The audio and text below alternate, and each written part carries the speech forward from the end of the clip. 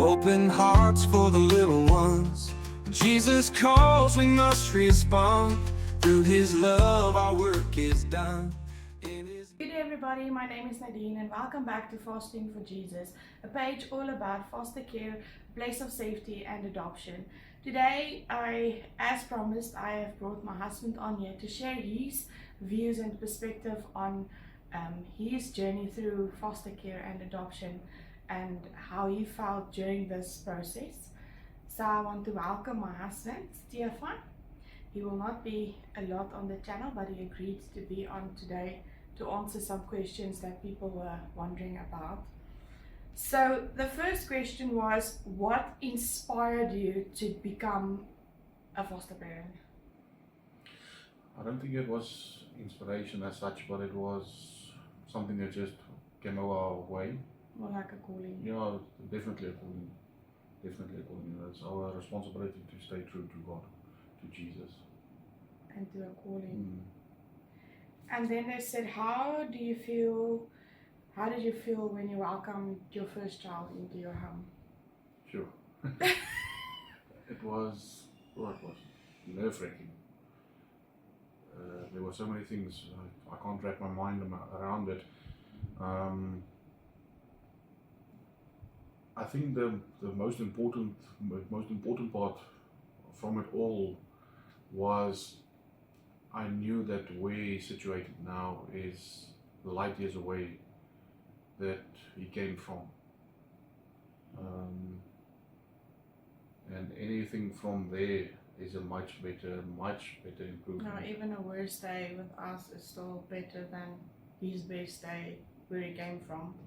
So I think, yeah, it makes sense. I don't feel that. I feel with welcoming your first child into your home comes a lot of fear, as the fear of the unknown, as you don't know what to expect and you don't really know what you signed up for. So I think besides everybody's opinions and that, I feel that the fear is the most exhausting part of it all in the beginning, because you don't know what to expect and what the day of tomorrow holds. What are some of the biggest challenges that you faced during this process?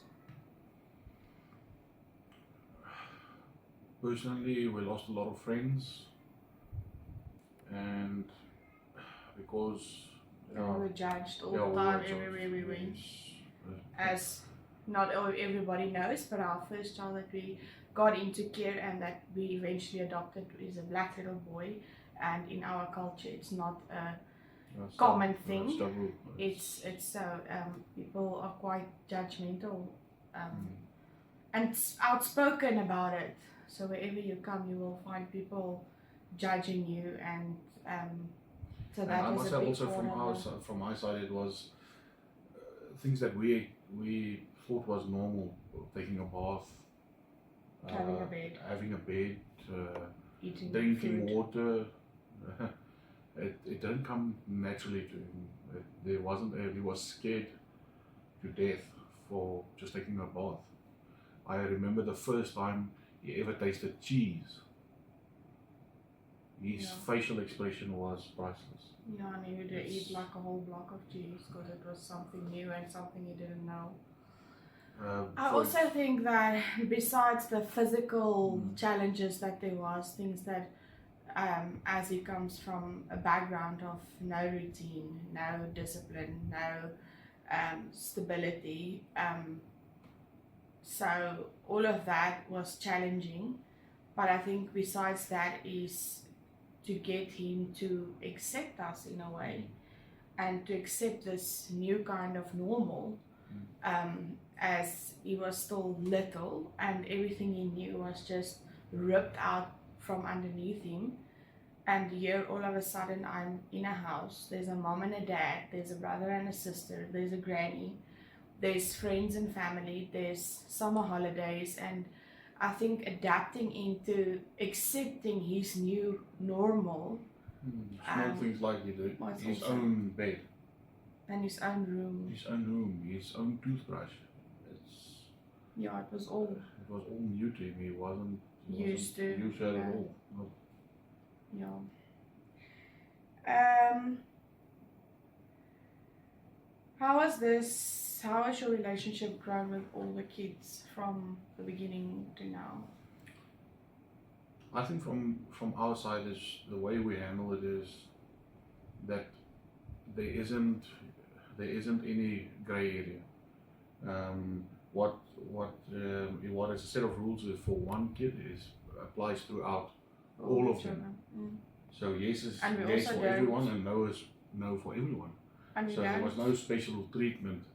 And even there's no difference between a biological child and an No, adoptive definitely child. not at They're all. all just children. Yes. I think for the difference between a mom and a dad is that for a mom, a love comes naturally, more naturally, whereas for a dad, they need to work hard at It is constant. at loving and growing a love, and it's both ways, the child learning to love you and you learning to love this child. Because what people tend to forget is that they don't love naturally. It doesn't come naturally for them. In the beginning, they resent you. They feel it's your fault that this has happened to them, so they want nothing to do with you. And most of them come out of situations where they didn't know love. So this is a whole new concept for them. But I think for us as moms, whereas dads, it's just a little bit more of a natural process, where for dads, it's working hard at it and constantly reminding yourself to tell them that you love them and to ensure them that you are there for them and building on that relationship. So I think that's how the relationship grew. Definitely, yes. I remember our smallest little girl, when she was a baby, she didn't want anything to do with anybody. And it took about 8 months for you to really build a relationship with her and for her to start accepting you and will go to you for periods of time and then go back to me. No, she didn't want any physical touch or just to be held. Nothing whatsoever. It was she only allowed you, but only for a certain amount of time though. Yeah. Only for And I 20 think to minutes. build a only. relationship with a So it child was- that doesn't want you is it's challenging. most definitely. And it's perseverance to keep on going at it, because we believe that a child that doesn't want to be touched and loved is the child that needs it the most, and so it's those children that you need to keep on pushing through. What advice would you give to somebody who's considering foster care? Think twice. No. Oh, I think go and consider the pros and cons of it. Yes, there is a good and a bad side to everything in life. situation, yes. Everything in life. But just imagine how many lives you can influence by taking this child into your house, giving him. You don't know what him or she, where they're going, what they're going to achieve in life. How many lives are they going to influence? How many changes for the good in the world will Yeah, that like a child be? snowball effect. It's a major snowball effect, Yeah. and it's To all get them because out of because of it. you. Yeah, and to get them out of the cycle, because most of these children are in a cycle where their parents most of the time comes out of foster care, and then they have children and the children end up in foster care, and it just continues like that. So I think to be in a position where you can take a child out of that situation and really give them an opportunity to break that cycle is what we should thrive for.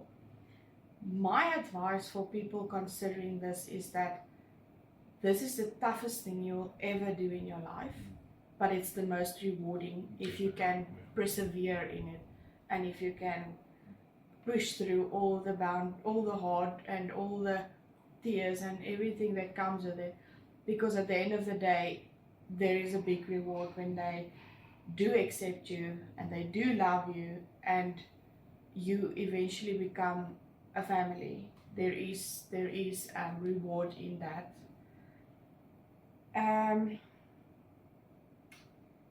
What is some memorable moments or impactful moments from the journey? For example, the boy Daniel,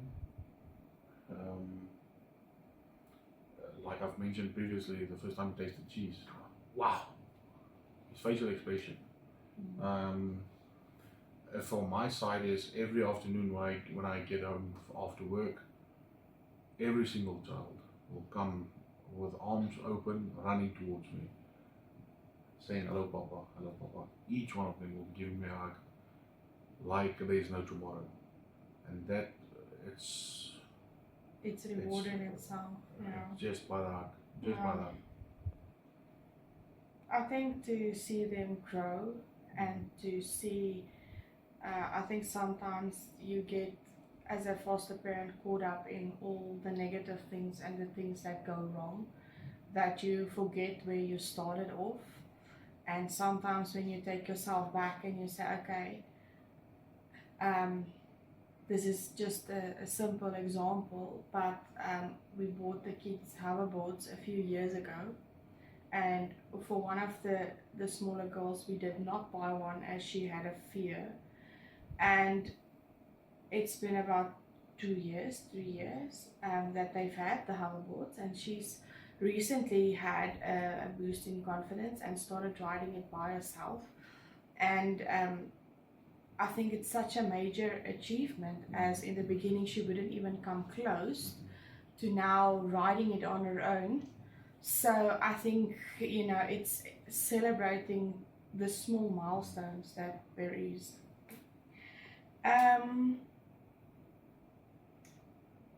How has foster care changed your perspective on family and parenting? I don't think it really did.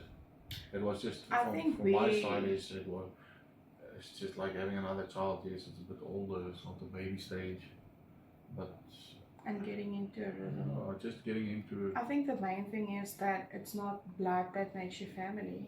That's definitely not. It's A family is something it's that Jesus' grows in love. your heart, and so for us, we, like we've mentioned, have never seen a difference between biological and adoptive children. We treat them all the same. Yes. And I think we've always fought for their rights all the same. Regardless, yes. We have changed schools because of people saying that there's a difference, and we as parents feel we cannot say there's a difference. So And that's the we've thing had is, some challenges. yeah, especially now that you mentioned the school, it's our right to be Voice. their voices. It's our right. Yeah. What role did support from family and friends in the community play in this journey? Sure. Community, None. none. Friends, I can count on my one hand. They are. In They family are- also. they are- We have, I think with foster care, the main thing is, for me, is besides people judging you and treating you like an outcast, I think it's also a place where you reserve your heart, because people want to see you fail. People want to see you give up more than saying we want to see you succeed. At the end of the day, So it's irregardless. We're not doing it for friends or for family. We're doing it because I believe that it's a calling on our lives from God. but I Irregardless. just think it makes you more reserved on who do you expose your children to and who do you Yes, allow no, in their definitely. lives more than anything else. And that's where I was going with this, is that it's not about it's not as far as people that support you. It's about being reserved in this, because these children are so fragile, and you don't want to necessarily expose them to somebody that is going to treat them differently, or going to break down what you've spent months building up. You see, So- from support wise, back to the question, we didn't get any support. I can count on one hand, and it's not even family. It's Jesus' family that we have major support in my work, from the church, but there's not a lot of them. Like I said, we can count it on one hand. Yeah, we have And- family also that have played a big role in helping, and we are thankful for everybody that has stepped up to the plate and helped. I mean, definitely. I think people don't always know how to help. So, what do you think society should better understand about foster families? They also have a right. The Why? human beings. Yeah, what makes them different from any other child? What's the difference between them and any other child? Why do they get labeled? Yes. Why do they get labeled? You're a foster child or you're adopted, or what does it matter? Yes. What does it have to do with your identity? People treat these children like they're not worthy. They will give them the oldest, most disgustingest clothes and expect you to be thankful. They buy you a dress for 20 Rand and then they are quite wealthy and expect you to say, yes, thank you so much. And we are very grateful for people that have really dig deep in their hearts to help and support the cause. There is a few people that on a regular basis support us in raising these children, as there's a lot of expenses that come with raising 5 children at this stage, and also children that have a lot of challenges also. So there is people that have really helped in this instance, but I just want people to love and respect all families and to treat our family like we are worthy. Like, stop staring at us, stop asking stupid questions. Just let us be. Like, have respect for the people around you. You don't know us, you don't know who we are, you don't know what we do and why we do it. And I have a problem with people just living a free world and just being able to say whatever they want without considering that we are still a family. These are still innocent children, irregardless of anything else. So for me, I would say, have respect for the people next to you. Like, if you have nothing good to say, be quiet. That's the thing, is you've mentioned that we have to shift the children from one school to the other school, because they simply told us it was a private school that simply told us that adopted children, adopted children are problematic, and we are not adequate to handle them. And I couldn't believe what they told us, and we immediately took our children away there, immediately. But like I said, people can say there's a difference, but we as a mom and a dad cannot. We cannot say that one child is different from another. They're all our children. How do you handle the emotional challenges that comes with foster care? One day at a time. Baby steps. Baby steps, yes. I think that one thing that we've learned in the last couple of months is that there is a fantastic world of help out there that we were not aware of. Therapists and psychiatrists and people that really understand what the effects of the trauma was on these children. So I think that's the thing that I would say is that, and what I would encourage other foster families to do is to also look after their emotional well-being. Not just, foster care is so much more than just new clothes and a new hairstyle and being fed good food. There's an emotional side that was traumatized and that was neglected for a very long time. So it's very important to get these children to a place where you can really address the trauma, because that has an effect on their behavior and the way they look at life and the way they accept challenges and how they handle conflict and all sorts of things. So for me, I would really recommend you getting a good therapist to work with and to work through the emotional damage that there is.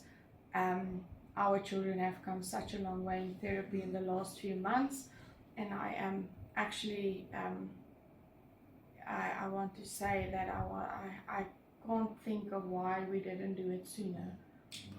Why did you suffer for so long? with this when there is help and there is people that understand and there's a whole world awaiting. What are the most rewarding aspects? I think it's seeing them grow. Yeah, from my side, it's like I've mentioned previously, just appreciation. It's unbelievable. Once you get at home, the warm hugs. For example, the two girls, they never said I love you. It wasn't part of their vocabulary or either even their mindset, their body language. But now they will come out with their own. They'll come and now give you a hug and say, you know what, Dad, I love you. Yeah, and it's not just towards us; it's towards all family members. To all family members. How do you communicate your foster children about their birth families and backgrounds?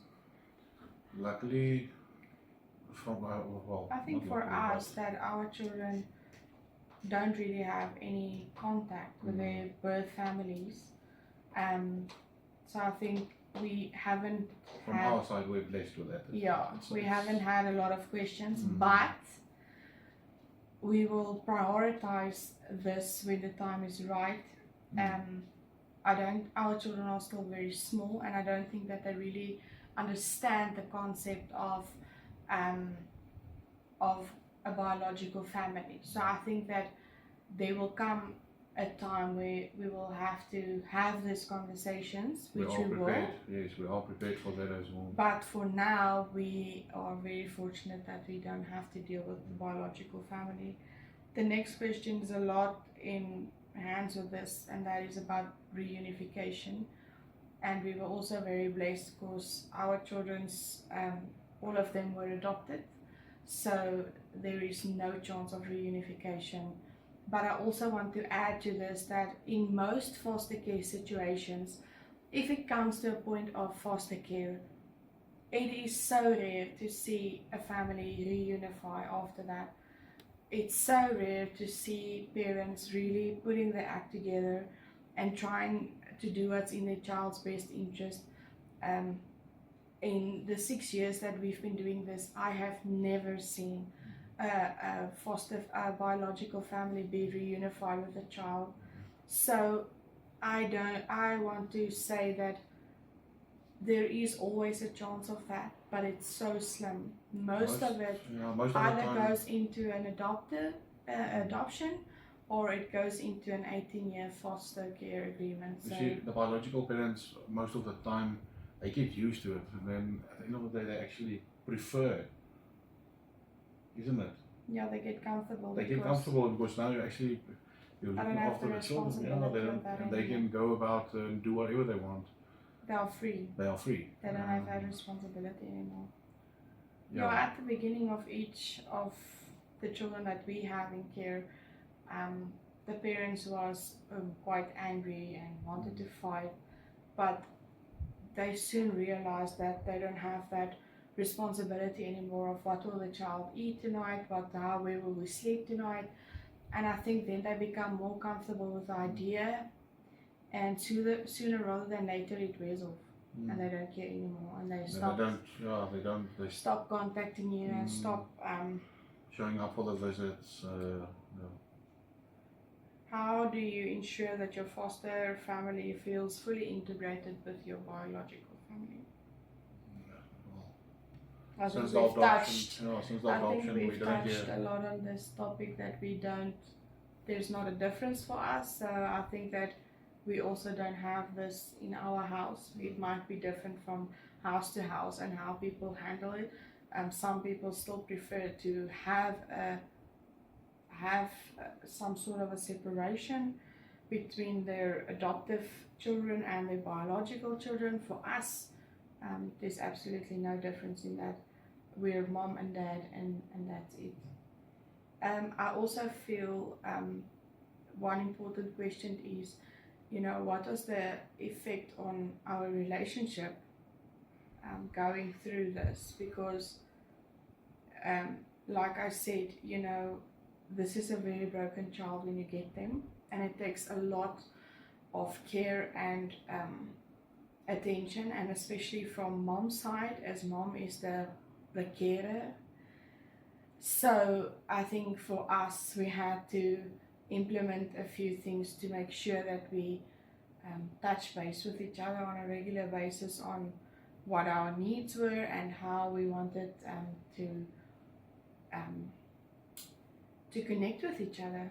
We had to make a time and say, No, we actually had to make a time. to So say it was on this is time Thursdays. for us. Mm. And we tried to travel once a year for at least a week where we just spend time, the two of us. We take the children away also for a week or 2 weeks in a year, where we spend time with the children as a family, and then we also make time for us as a couple to go away alone and just to be us and to regroup on what is important for us and to come back with renewed views and thoughts on And not just once a year, but at least just we actually have a date a night. date night every Thursday, and we will just go, even if you sit outside, just Talking. yeah, just talking.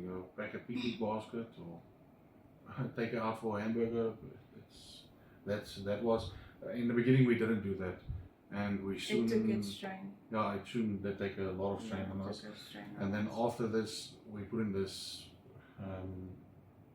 what can I think? Precautions in Yeah. place to say, listen, yeah, we are still important. And I think for any foster parents out there, I want to say, after many years of doing this and after a place of safety and foster care and eventually adoption and 6 years of this behind us, I want to say that make time for you and your spouse, because you are the stability that holds this together.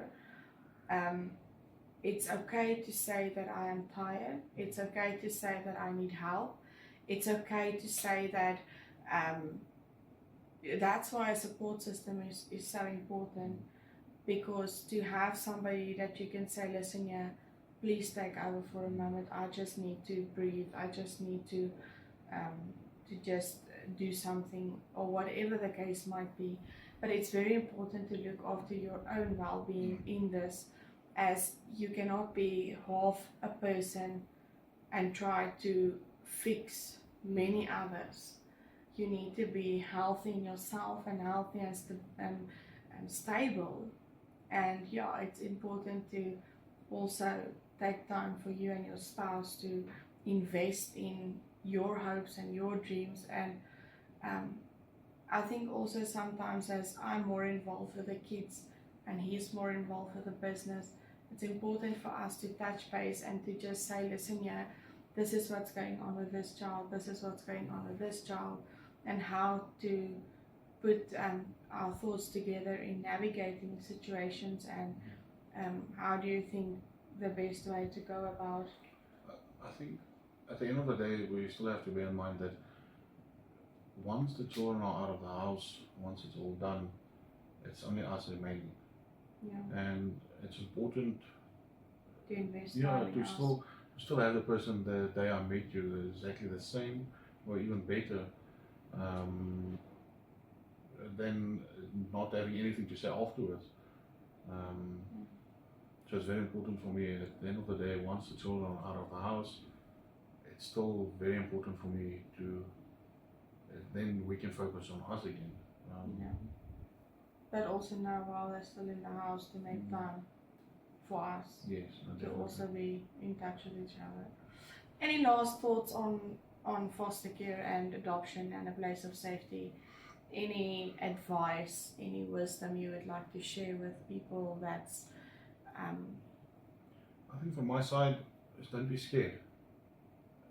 Just think of the greater good that you can do, and that you can accomplish in that child's or children's lives. Remember, once they come to a situation like ours, there's nothing. I can't. Later on, you can go more in depth into this, but rather take a chance. What is there to lose? Yeah, I actually is have there a to video lose? on getting your heart broken and Yeah. why you can never say that you don't want to get involved because you don't want to get There's your heart actually a lot broken of because people- that's a risky. There's a lot of people that said, some of our friends and family that said, yeah, luckily it's you and it's not us. Many people That's not still say that. still says that, and that's not the perspective to have. That's not. Yeah, because I think we're thankful that the Lord has chosen us for Yes. these children, and Yes. there has been many times where we have questioned God in this, like, are you sure that you have chosen us for this? Are you sure that we are the ones that you? Because the challenge is real, and foster care is real, as it's a parcel, and you don't know what you're getting yourself into, and you need to start navigating through all the raw emotions. And like I said, there's a lot of trauma. I mean, even for our girls that were quite small when they got them, being able in this last month to deal with the trauma, I've realized that, you know, a trauma is such a real thing. And I think that there should be a video on trauma and the effects of trauma, because I don't think that, you know, sometimes our views are just get them out of the situation and all will be fine. But I think it's much more than getting them out of the situation. The situation is a small part of the rescue. I think, you know, really helping them to heal in themselves to be successful. And I have spoken to a mom that is one of my followers, and she has been adopted as a baby and had a lot of questions and a lot of heartache about this, and nobody had ever looked at her emotional well-being, and it has caused so much issues in her adult life because it was just, you're saved, you're in a house, you are loved, but the trauma was never dealt with. And I speak under correction, but I think she was adopted as a baby. So I mean, to think that a baby had so many questions. But I think, yeah, we are still navigating our way through this. We are not perfect in any way. We still make mistakes. We still overreact, and we overcompensate for things, and we're still learning as we go. We have not yet figured it out, and we have created this channel to share our journey and to share what we've learned so far and what our experience was. But the main thing is, don't let fear ruin this for you. Yeah, don't let it strike out. Don't let it The strike fear out. of striking out keep you from playing the game. No, I agree with that. Because, yeah, it's been a wonderful journey. So if there's any more questions that you would like us to answer, anything you are still unsure about, anything that you would like us to touch base on again, please feel free to contact us. I would definitely answer your questions and get back to you. And then I want to thank you for taking the time to come and sit with me. I know it's not an easy task, but thank you so much. Have a good day.